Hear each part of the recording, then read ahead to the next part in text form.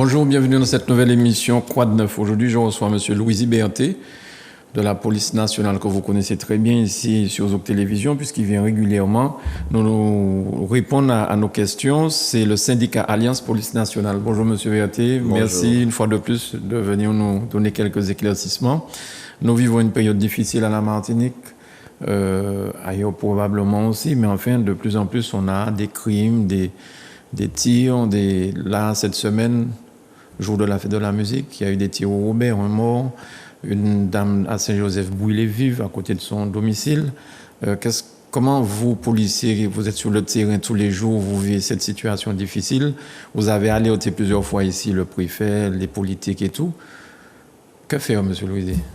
Mais il y a un constat déjà à faire, c'est que le temps me donne raison et ça, c'est énervant. Parce que lorsqu'on dit des choses qui ne sont pas bien et puis que ça arrive, forcément on est découragé. Et il faut savoir qu'on est à 13 tués, alors qu'on n'est même pas à 6 mois de l'année. On est déjà à 13 tués sans compter les tentatives qui ont échoué. Et il faut savoir que de plus en plus, ces gens-là sont tellement impunis qu'ils pensent qu'ils peuvent faire ce qu'ils veulent. Et comme je dis que personne n'est à l'abri, et puis c'est juste quand, où et qui, c'est ça la question pour nous maintenant. Et quand on voit aussi que les policiers interpellent des gens, que ces gens sont jugés et écoués, et quand on voit que les policiers déposent plainte contre certaines personnes, et 3-4 ans après, ils sont toujours pas jugés, ces gens-là, ils sont même pas interrogés sur les faits, mais quand un policier est accusé par quelqu'un qui est en prison ou quelqu'un qui est mis en cause, eh bien, le mois d'après qui suit le dépôt de plainte, le policier est interrogé. Et donc, vous savez, c'est fait pour décourager ou casser ou péter le moral de la police. Mais c'est pas ça qui va nous empêcher de faire ça, parce qu'on a choisi un métier. Personnellement, mon métier, je l'ai à cœur. Donc j'en ai choisi, j'irai jusqu'au bout de mes possibilités et je dirais que je suis à disposition du peuple, mais pas des politiques parce que j'y crois plus. J'y crois pas du tout. D'ailleurs, vous avez vu qu'il y a eu plusieurs campagnes qui se sont déroulées en Martinique. Personne n'a parlé d'insécurité. Je dirais même, ils auraient pu parler de la sécurité. Ils l'ont pas fait, donc allez voir l'insécurité. Donc tout le monde s'en fout, mais sauf que la base, le socle de la vie, c'est normalement s'occuper de ça et pour pouvoir bien vivre. Le jour qu'on n'aura pas de crime, qu'on n'aura pas de délit, les policiers n'auront pas besoin d'avoir des super troupes, les policiers n'auront pas besoin de CRS, de CDI, de BAC, on n'aura que des collègues qui font la circulation et on est apaisé. Mais je suis dans un rêve. Mais justement, sur l'État, ce que ça provoque chez les policiers, quand vous voyez ça, on parle de bavure régulièrement, c'est toujours la police qui a attaqué. Jean-Luc Mélenchon, qui il y a une semaine à peu près, disait que la police tue. Est-ce que vous n'avez pas envie de laisser tomber, quoi? Et vous n'êtes pas découragé? Vous prenez votre service avec la même détermination après ça? Non. Non, je pense que tout est fait pour déstabiliser le policier. Les policiers, ils sont découragés. D'ailleurs, à l'heure actuelle, je vous parle, j'ai une centaine de fonctionnaires de police en arrêt. Une centaine en Martinique. En arrêt, ça fait plus d'un commissariat. Et donc, il faut demander pourquoi. Il faut peut-être demander pourquoi à ceux qui dirigent ce pays, parce que les policiers sont mis dans des situations où le burn-out arrive et vite fait. Donc il ne faut pas oublier que ce sont des hommes, ce ne sont pas des robots. Donc quand on a des hommes politiques d'envergure qui s'amusent à dire n'importe quoi sur la police, ils sont attentifs. Quand vous voyez que ce gars-là a trouvé le moyen de dire que le syndicat Alliance est factueux et compagnie, il a pris le syndicat Alliance en grippe, parce que bien sûr nous sommes majoritaire, mais bien sûr aussi on défend les intérêts de tous les policiers et fort et haut, et on le dit.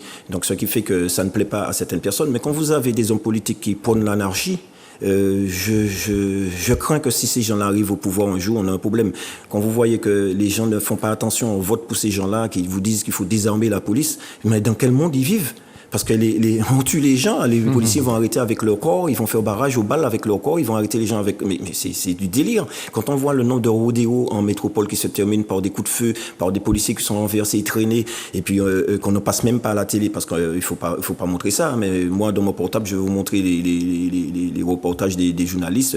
Tous les jours, vous en avez 10, 15 qui sont effectués en métropole, sans compter en Martinique, le nombre. Et sans compter aussi le fait qu'on nous demande de ne pas poursuivre, on nous demande d'arrêter. Et donc, le policier se retrouve perdu dans tout ça. Et donc, s'ils sont découragés, je les comprends. Je les aide, j'essaie de le protéger au plus que possible, mais je pense que je dois être le seul. Alors, concernant ces histoires de refus d'obtempérer que les gens fonce sur la police, un policier ou peut-être 2-3 policiers, quelles sont les règles que vous appliquez? Parce qu'on dit que les policiers auraient pu apprendre à tirer dans le moteur, dans les pneus. Enfin, on a l'impression un petit peu que les gens ne prennent pas la réalité des choses. Non, ils sont dans des films, tirés dans les pneus. Quand vous foncez dessus, vous n'allez pas chercher à viser le pneu. À mon avis, vous allez chercher à neutraliser celui qui fonce dessus, premièrement. Et deuxièmement, vous savez, c'est une fraction de seconde. Hein. Le policier doit dire oui ou non, je dégaine, oui ou non, je tire, oui ou non, j'actionne l'action. Et la plupart des fois, ils ne le font pas. Ils le font pas, ils sont percutés. Dernièrement, on vous a montré ce qui s'est passé sur une interpellation. Il y avait pas mal de policiers au-dessus de la voiture. Le mec a démarré, fait une marche arrière. En faisant marche arrière, vous n'avez pas regardé ça, mais en faisant marche arrière, en braquant la voiture pour se dégager, il a percuté un premier policier. Et en partant, parce que la porte était ouverte, il a jeté 2 policiers. Et après, quand le policier, le premier qui avait été touché, a ouvert le feu, eh ben, tout le monde trouve que c'est pas normal. C'est pas normal, mais il y a quand même 3 qu'il a essayé de tuer. Donc, et le policier réagit après coup. C'est quand on est mort qu'on réagit, en fin de compte. Et la légitime défense dans tout ça qui a été améliorée et arrangée n'arrange rien. Ce qu'il faut faire, ce sont des exemples, justement. Et moi, j'étais contre le tout carcéral, mais moi, j'ai revu ma copie. J'ai revu ma copie sur ça, au moins pour un temps limité, 5-6 ans, c'est le tout carcéral. 5 ans de prison, c'est 5 ans de prison. Et puis, s'il n'y a pas de place, il faut donner le moyen aux magistrats de juger et de mettre les personnes en prison. Parce que là, ça ne va plus. Là, il y a un laxisme qui a été fait au niveau, justement, de jugement, parce que, bon, il n'y a pas de place, il n'y a pas ceci, il n'y a pas cela. Et puis, je sais pas, je suis pas dans la tête des juges pour savoir pourquoi ils jugent comme ça, pourquoi les gens sont dehors. Par contre, j'en veux beaucoup aux politiques. Parce que c'est eux qui donnent les moyens. Et ils n'ont pas donné les moyens à la justice. La justice croule sur les dossiers que les policiers et les gendarmes déposent sur leur bureau. Et ils n'ont pas de moyens pour juger. Ils n'ont même pas assez de juges pour le faire. Donc après, il n'y a pas de place de prison, il n'y a rien. Tout. Et là, le système, il est bloqué par rapport à tout ça. Et puis, je vois mal les politiques aujourd'hui cautionner cette violence. C'est une violence inouïe. Et que ce soit en métropole, que ce soit ici, c'est pas normal que dans un pays démocratique comme la France, on puisse avoir autant de tués, autant de blessés, autant de rodéos, autant de personnes qui refusent l'autorité, autant de personnes qui refusent de respecter la loi. Alors, ce que vous appelez les rodéos, c'est les courses de voitures, c'est ça? Courses de voitures, la roue arrière, les véhicules qui tournent en toupie, voilà, c'est ça. Et tout est dans l'illégalité. On bloque l'autoroute pour faire un clip. Tout ça, c'est ça. Et, ne pas chercher l'autorisation pour faire des trucs, ou alors ne pas mettre à disposition des gens aussi, parce que lorsque on a promis aux jeunes Martiniquais un endroit pour qu'ils puissent faire leurs courses automobiles et qu'on n'a pas tenu parole, et tous les politiques là, bien maintenant on s'en fout, on n'a pas tenu parole, mais c'est nous les policiers et les gendarmes qui avons ces gens-là sur la voie publique qui font leur idéaux parce qu'ils n'ont pas d'endroit. Et là, le problème ne serait pas réglé. Parce que on pense sur 100 personnes qui font dans les deux hauts, il y aura 20 qui ne vont pas entrer dans le cadre quand même. Ils vont quand même continuer à faire ça sauvagement parce que c'est excitant, c'est l'adrénaline. Mais voilà, c'est un peu à repenser. Est-ce que vous pensez que la Martinique est un département plus dangereux, plus mortifère que Marseille? Oui. Parce que je vois que chaque fois qu'il se passe quelque chose à Marseille, il y a au moins 6 quarts de CRS qu'on envoie à Marseille pour établir l'ordre. Mais ça aussi, c'est politique, vous le savez très bien. C'est politique. J'avais pris une comparaison il y a 4-5 ans où il y a eu 20 tués à Marseille et nous, on était à 24-25 ici, et ils ont eu 250 policiers, nous 0. Et si on ramène le nombre de tués proportionnellement au nombre d'habitants de Marseille, nous, c'est 250 tués qu'on aurait. Et vous voyez, donc, ça me fait sourire parce que je vois qu'il y a des personnes qui pensent bien. Mais ici, vous savez, je discutais avec un haut fonctionnaire de la police nationale à Paris et il me disait que le lobby de Martinique est très faible.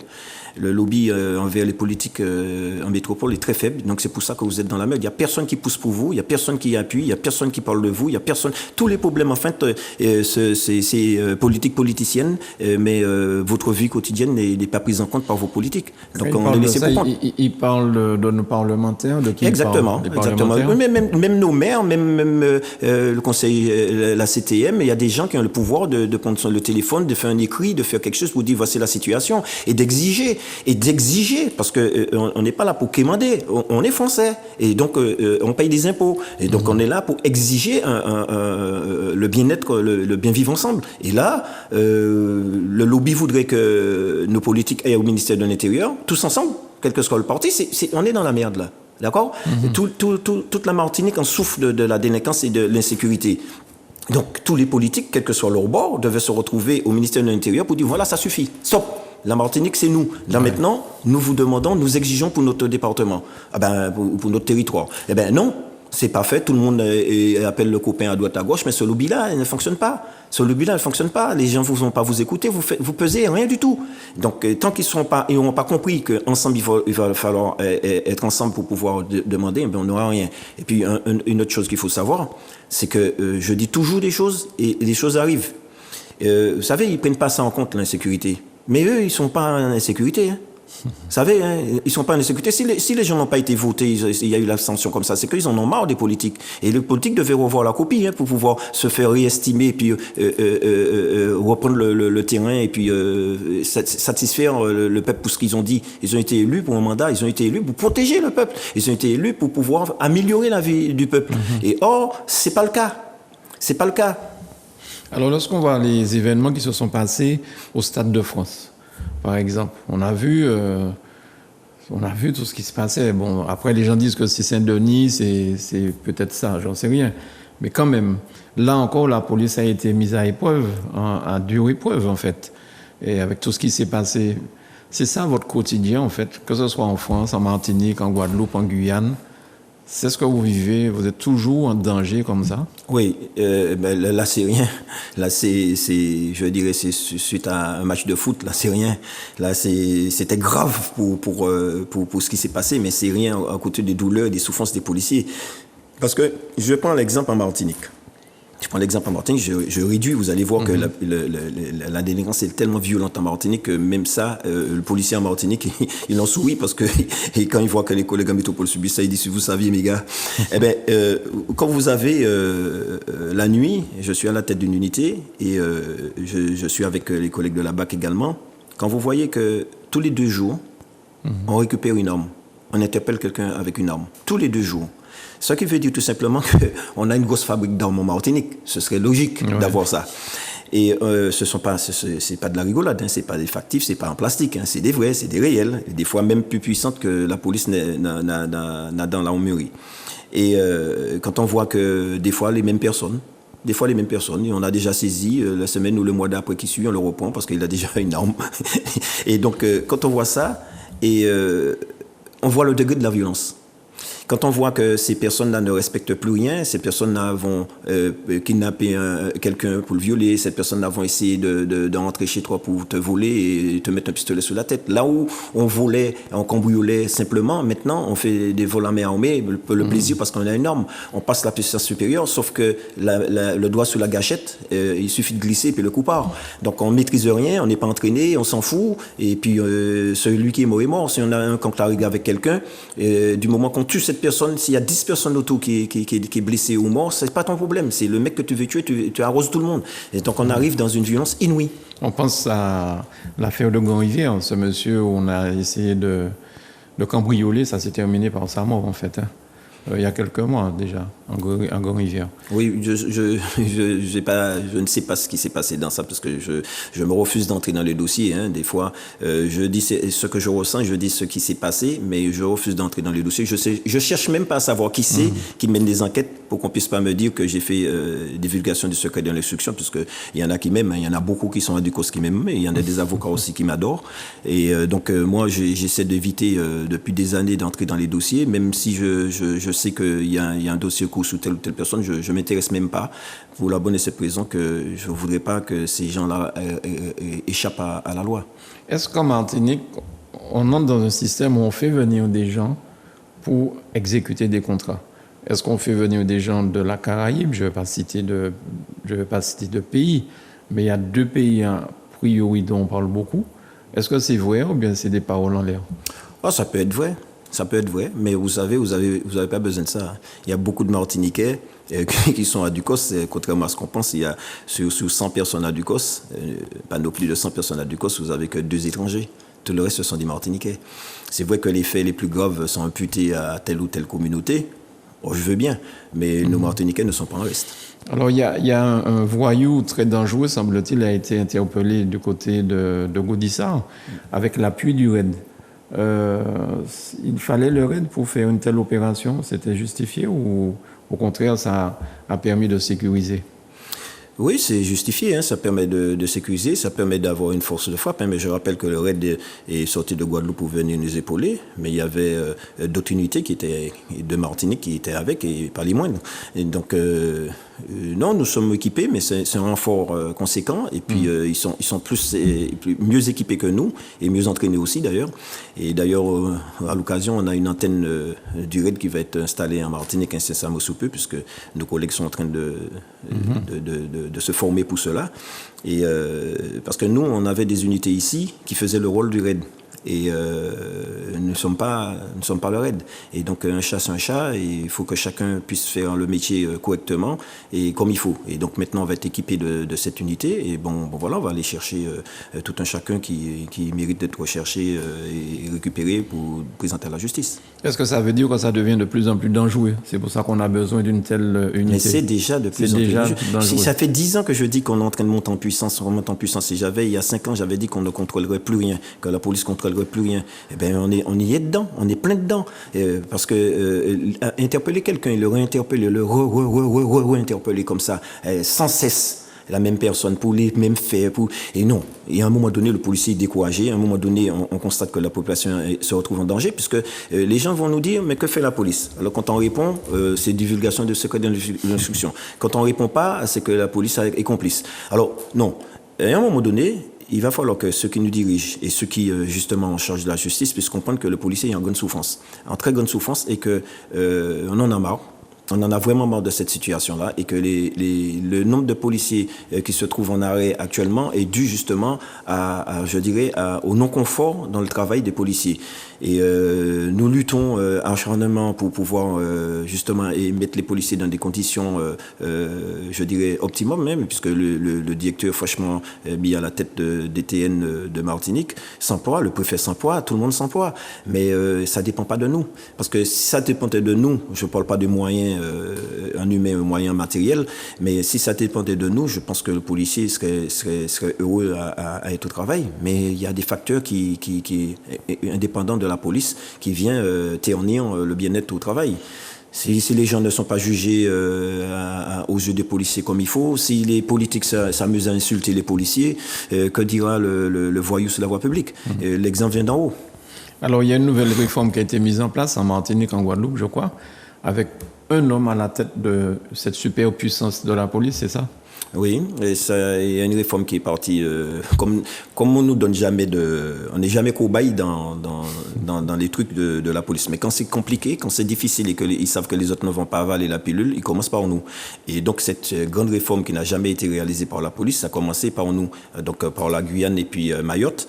Et dans la foulée, la Martinique et la Guadeloupe. Ils n'ont pas commencé par la Guadeloupe et la Martinique parce que sachant que les syndicats n'en rigolent pas. Et donc ils ont testé sur la Guyane pour voir. Et d'ailleurs, chaque DTN, puisque ça s'appelle ça comme ça, hein, direction territoriale, chaque direction territoriale a fait son poste organigramme et ses propres horaires.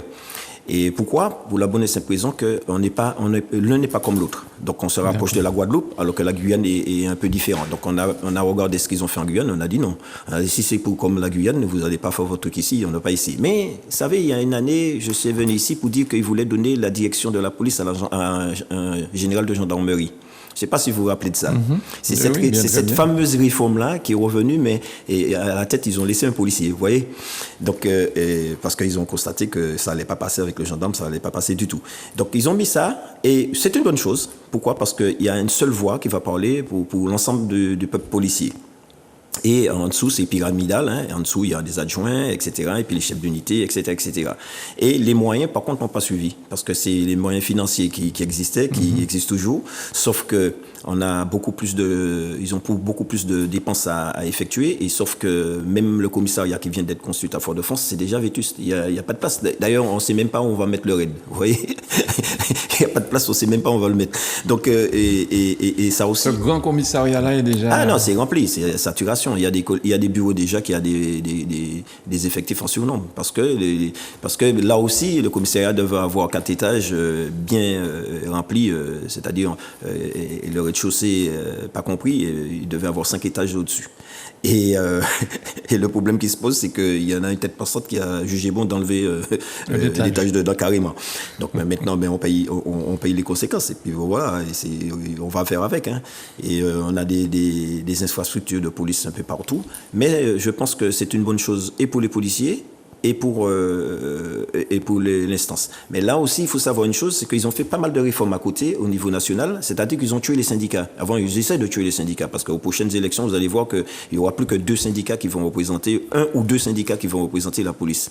Ils ont fait exprès, là où tu avais 7 personnes qui siégeaient en commission, les grandes centrales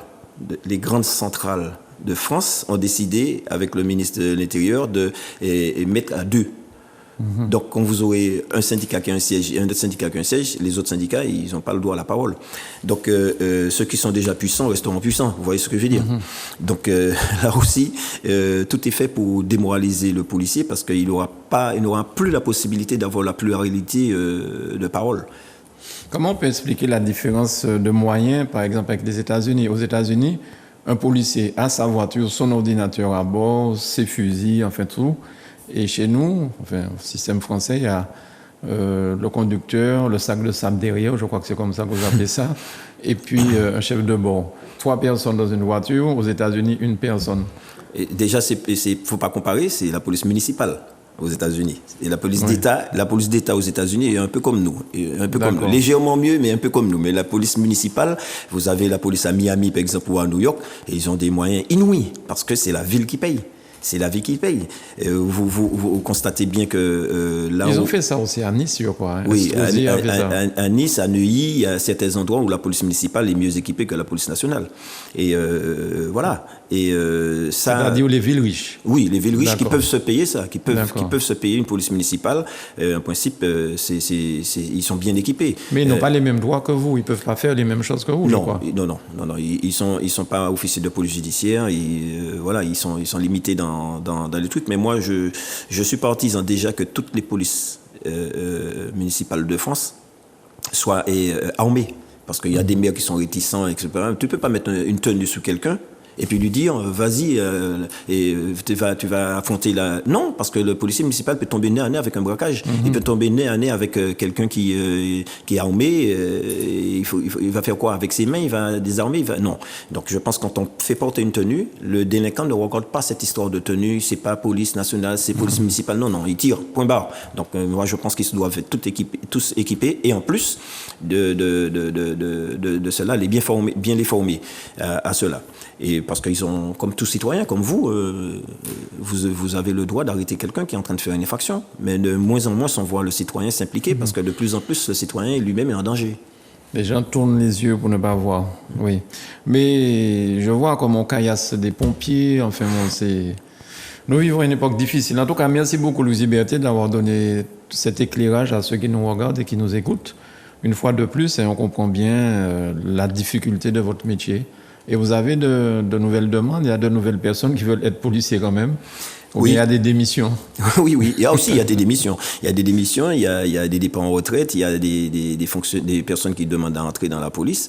Mais comme je dis, c'est un métier qui est très difficile. Enfin, c'est pas un métier, c'est 1000 métiers. La police, c'est 1000 métiers, mais c'est compliqué, c'est difficile. Il faut trouver sa voie, il faut trouver ce qu'on aime. Et voilà, de plus en plus, on a des policiers qui n'ont pas envie d'aller sur la voie publique parce que pour la bonne et simple raison que c'est tellement dangereux et tellement qu'ils n'y sont pas protégés. Parce que pour pouvoir mettre sa vie dans la balance chaque matin, il faudrait peut-être savoir qu'il y a quelqu'un qui te protège. Et là, ils n'ont pas de protection, ni judiciaire, ni administratif, ils ont rien, à part le préfet ici, puis le directeur ici qui va essayer de défendre les fonctionnaires. Après, vous savez, même eux, ils sont limités dans la défense, hein, puisqu'ils se réfèrent à la loi, et puis lorsqu'on se réfère à la loi et puis que la loi ne veut pas s'appliquer, ou s'applique dans l'inverse, hein, parce que si c'est un policier qui est impliqué, vous voyez bien que lorsque le policier a tiré, il est déjà en garde à vue, il est déjà ceci, c'est facile de l'interpeller, hein, il est connu, il est reconnu. Mais lorsque c'est un délinquant, en consentant et en prenant son temps, des fois on ne juge même pas correctement vis-à-vis des dégâts qu'il a pu causer aux policiers. Et j'ai prédit qu'un de ces quatre, un juge va prendre une claque en plein tribunal et que peut-être qu'il va comprendre que la violence existe partout. Et vous savez, tout ce que je dis, des fois, ça se réalise. Alors, donc, moi, je leur dis, faites attention parce que en laissant passer comme ça des personnes délinquantes et aussi violentes, qui soit, et ça arrivera au tribunal, la violence. Merci beaucoup, Louis Berthet. Vous êtes du syndicat Alliance Police Nationale. Merci pour ces explications et puis bon courage pour la suite parce que vous faites un métier formidable pour le public, mais difficile pour vous, je pense. Très difficile. Oui, c'est un bon métier, comme je le dis. Et puis, c'est un métier qui mérite d'exister parce que sinon, sans ça, on n'a pas de liberté, on n'a pas de vie. Et donc, il va falloir que tout un chacun puisse se mettre à réfléchir comment faire pour pouvoir endiguer cette violence et arrêter ce va-et-vient d'armes qui se fait au détriment du citoyen. Hein. Voilà, donc, et puis il y a trop de gamins, ce sont des jeunes, des enfants même qui ont ces armes-là, ils n'ont pas de notion de vie, ils n'ont aucune notion sur la vie. Donc voilà, c'est ma préoccupation justement, c'est d'essayer, je lutte pour essayer de faire comprendre aux politiques qu'il va falloir prendre ça à bras levés, je sais pas moi, tout le temps dessus, et puis arrêter aussi d'insulter les policiers ou de dire que dès qu'on interpelle quelqu'un, ils confondent la force et la violence. Et l'employer la force et la violence, il y a une différence. Donc, quand je leur demande de réfléchir avant de faire des communiqués de presse, de se renseigner, moi je suis là, je pourrais leur dire si c'est vraiment ça ou pas. Il faudrait peut-être faire comme aux États-Unis, le nouveau maire de New York, je crois que c'est un ex-policier. Oui. Donc, il faudrait que vous soyez maire peut-être un de ces jours pour prendre les choses autrement. Vous savez, moi, j'ai hésité fortement pour porter candidat aux législatives et je dis ça sert à rien. Ça sert à rien parce que déjà le peuple n'est pas sur ce genre de truc-là. Il préfère avoir les belles paroles que préfère avoir quelqu'un qui dit vrai ou quelqu'un qui a son fin parler qui dirait non, qui sait dire non, qui sait dire oui. Et moi, je dirais pas oui. Eh bien, j'ai compris tout de suite que c'est pas mon truc pour la bonne et simple raison que je saurais pas mentir à ce peuple-là et même le peuple qui a voté pour moi, je saurais dire à ce peuple non. Donc c'est pas la peine. Merci Louis Berthet, merci à vous chez vous de nous avoir suivis, merci à Manuela pour la réalisation et à très vite sur Zoc TV.